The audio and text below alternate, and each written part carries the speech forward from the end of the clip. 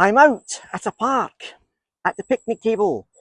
So we will consider this video to be an out and about one. Out and about, eh? And it's amazing what pops into my head when I'm out and about. You know, we are commanded in the Bible to love one another as Christ loved us, and because he gave himself for us. How does that work out for you if you're a Christian, eh?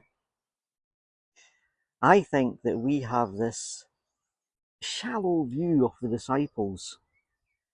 They were all called of Jesus. Judas, of course, was the traitor. And we think the disciples must have got on tremendously well and were shocked at Judas being the traitor. But you know, I just wonder if it's as simple as that.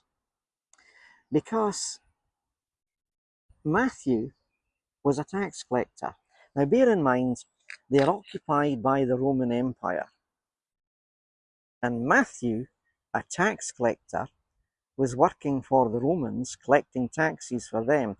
And the tax collectors were considered to be collaborators and embezzlers. I don't know if Matthew ever embezzled, but he would certainly be considered, even if he wasn't, a collaborator. And also amongst the disciples was Simon the Zealot.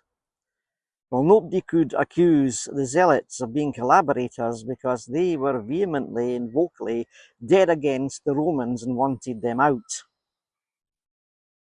And wanted, as we would say now, their country back. So Simon the Zealot, to get that name, had to have been someone who campaigned and fought as hard as he could against the Romans. And Christ would have turned that round to say to Simon, you need to use all your zeal, because he was a zealot, remember, all your zeal to love people and reach out to people and to campaign to broadcast the gospel when I'm risen from the dead and ascended to heaven. You, Simon the Zealot, have to use all that you've acquired, all that skill, to fight for my kingdom. Not just against the Romans, fight for my kingdom. And as some Romans come to know me as Lord and Saviour, brilliant, Simon, you've done well. And so somehow Simon the Zealot, when he was still a zealot, had to put up with Matthew the collaborator and tax collector. I wonder if they had some arguments. How comfortable was it around the table? Or the travelling together and the learning at Jesus' feet together and thinking, no, this guy, he's a collaborator. No, this guy, he's a zealot and he hates me. How do you love people in your church, assuming you're a Christian?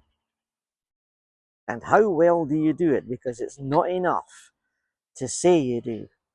You've actually got to show it. And it's got to be part of your character. And it's not enough to have the programs running and look down your nose at people. Because somehow you have got to learn to love people. And it's a command. It doesn't depend on your emotions. And as I say, I'm out and about and enjoying a bit of the sun, a bit of the good weather, and who knows, from time to time I will make an out and about video.